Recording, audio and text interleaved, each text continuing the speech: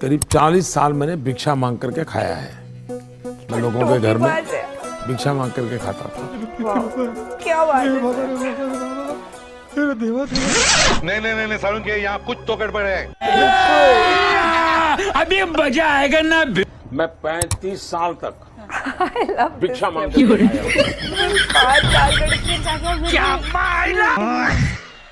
असम के गुवाहाटी से लेकर पश्चिम बंगाल के कल्याणी तक, अच्छा, झारखंड देवघर से लेकर के बिहार में दरभंगा तक, ठीक है, इस प्लानिंग के साथ नए नए एम्स खोले गए हैं, ठीक है, ताकि लोगों को इलाज के लिए सैकड़ों किलोमीटर दूर न जाना पड़े। इतनी खुशी। नहीं सारुण के यहाँ कुछ तो गड़बड़ है। दोस्तों, अभी हम दरभंगा में हैं, जहां पर मोदी जी कल बोले हैं कि दरभंगा में एम्स खुल गया हुआ है। तो हमारे पीछे देखिए, यही दरभंगा का एम्स है जो खुला पड़ा हुआ है। मोदी जी जिस हिसाब से कहें कि एम्स वहां चालू है, खुल गया हुआ है, तो यही हमारे पीछे एम्स है जो बनकर तैयार है। इसमें आप लोग आइए और इलाज कराइए।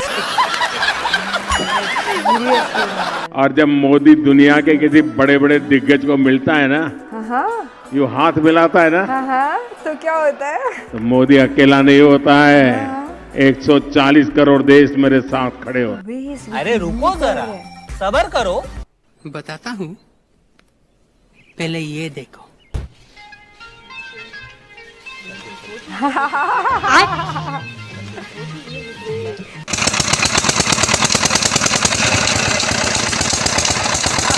मुझे चक्कर आने लग गया अब।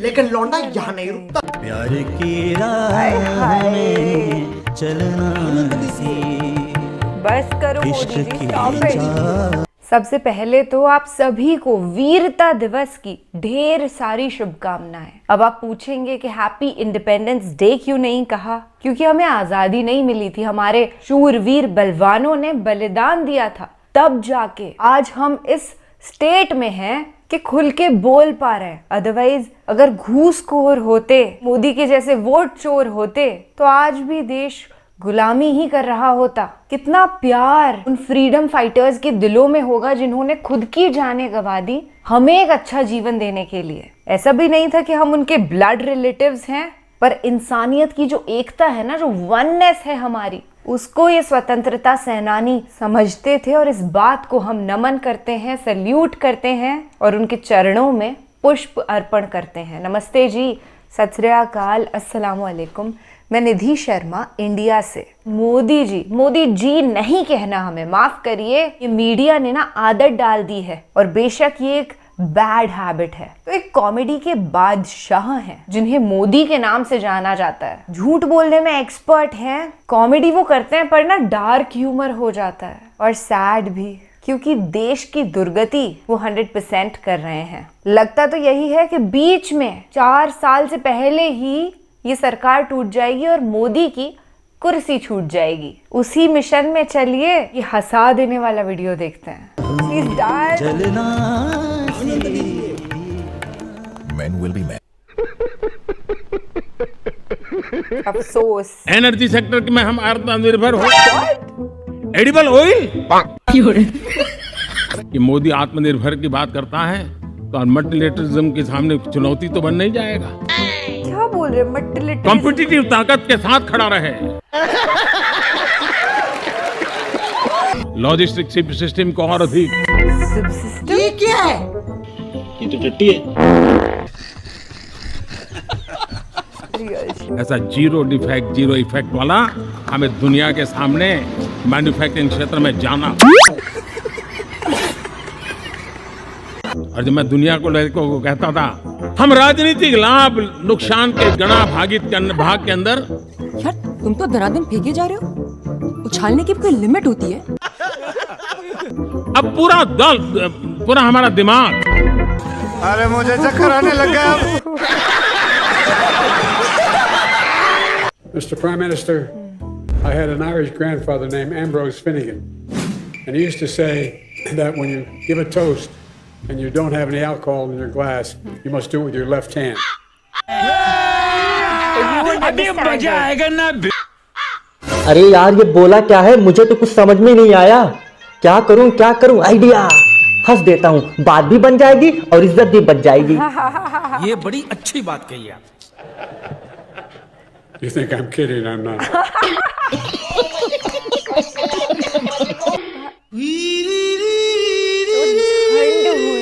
करवा ली बेइज्जती? खबरदार, बाप है हमारा। क्योंकि जोक नहीं है, ये रियलिटी है।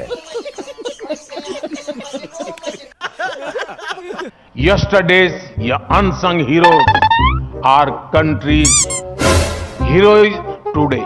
कोई इनसे सीखे। अंग्रेजी में डब्बा बोल सीखे इनसे, सीखे। ये एक बढ़िया साइकिल का समय में से भारत आज गुजर रहा है। Conversation for a better tomorrow. सचमुच में अब 2023 में क्या बोला तूने? लला पीछे मुद्दे देख।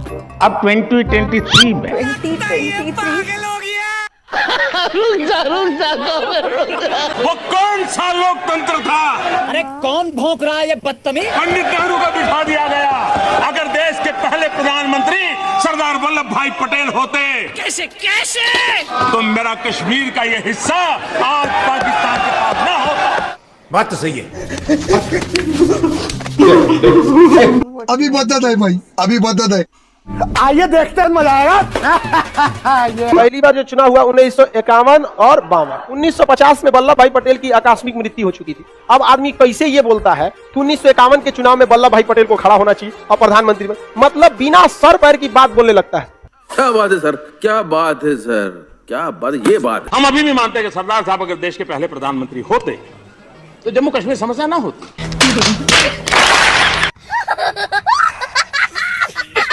मेरे इन बीमारी में जिनको दवाई की जरूरत थी, ऐसे लोगों के करीब 20,000 करोड़ रुपया उनके जेब में बचा है। झूठ बोल रहा है, झूठ बोल रहा है, बकवास कर रहा है। और ये ज्यादातर मध्यम वर्ग के परिवार के लोग हैं। कुछ भी हम सभी का कर्तव्य, हर नागरिक का कर्तव्य, नागरिक 13.5 करोड़ लोग डाइवर्सिटी, हमें ये खवाना नहीं है। अच्छा,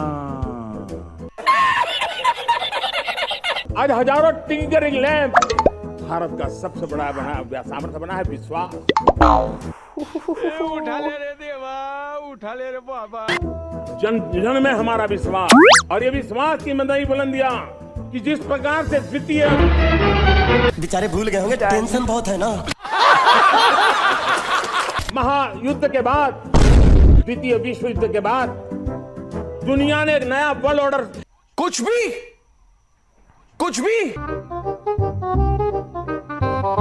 वाह क्या सीन है, वाह क्या सीन है।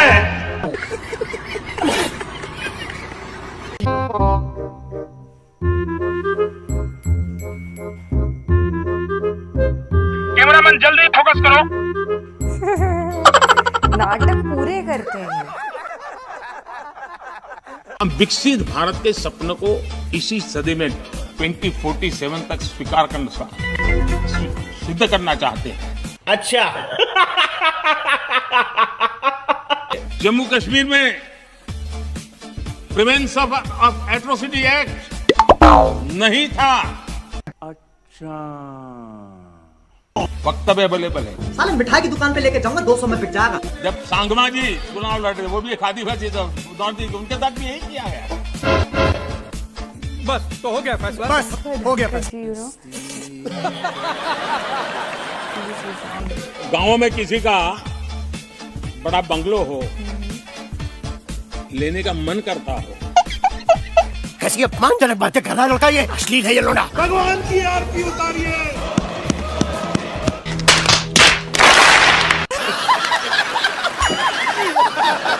सोशल मीडिया पर एक ऐसा वीडियो वायरल हो रहा है जिसे देखकर आप सिहर उठेंगे।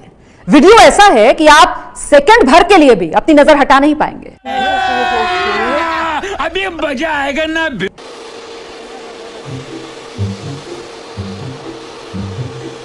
ये टीवी वाले भाई,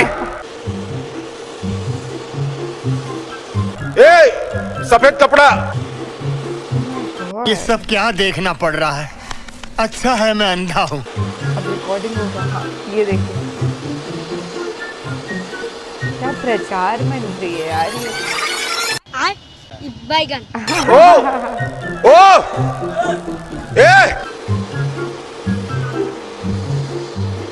ईश्वर कर दो कैमरा, कैमरा ईश्वर कर दो, तुम कैमरा तुम ईश्वर कर दो। अच्छा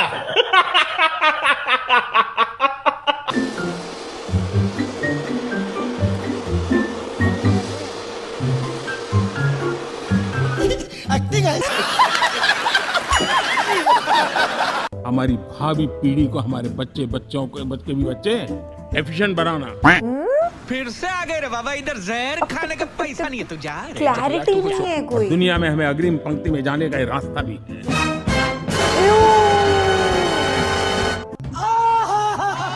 500 ब्लॉक तक उनको एस्पिरेशनल डिस्ट्रिक्ट ब्लॉक के नाते आइडेंटिफाई करके उसको मजबूती करने देने का काम चल रहा है। बस यही देख के तो पूरे सपने आते हैं। और विश्व को बायोफ्यूल अलायंस में दुनिया के सभी देश देखते ही देखते उसकी सदस्यता ले रहे थे। और इस महत्वपूर्ण काम में महामूल्य दस्तावेज। ओह यार। और मैं एक बेचारे भूल गए होंगे, टेंशन बहुत है ना। इंडियन एस्पिरेशंस हमेशा हमारे लक्ष्य के लिए हमारी जीवन प्रेरणा बनी रहेगी। सच में कांग्रेस पूरे ओबीसी समाज को क्यों गालियां दे रही है? चल झूठा। मोदी अगर ओबीसी हैं, ओबीसी वाले ऐसी तैसी कराए। ओबीसी को गाली देना बंद कीजिए। क्या क्या कहना क्या चाह रहे हैं भैया? बताता हूँ, पहले ये देख। आइए देखते हैं, मजा आएगा। मैंने भगवान से भी कह दिया है कि मुझे आंख कभी नहीं चाहिए और मोक्ष भी नहीं चाहिए, और बार बार भारत में जन्म चाहिए। ये बड़ी अच्छी बात कही है। वो भी वशिष्ठ कुल ब्राह्मण कुल में जन्म चाहिए। ये धोखा ये। हाँ भाई, कैसी लगी? आगे स्वाद। यहाँ तक कि पहले गेहूं, चावल, दही, लस्सी, छाछ, इस पर भी टैक्स लगता था। अब आज ये सब जीएसटी के बाद टैक्स फ्री हो गया। इतनी खुशी, इतनी खुशी। अरे रुको जरा, सब्र करो। कितना झूठ बोलते हैं सच में यार। आज टैक्स लेके मार दिया। दही, लस्सी, पनीर और शहद पर चुकानी होगी 5% जीएसटी। अस्पताल से लेकर होटल तक महंगे हो गए हैं। अनाज, मांस और मछली खरीदने पर 5% जीएसटी देना होगा। बैंकों की तरफ से ली जाने वाली फीस पर भी अब 18% जीएसटी लगेगा।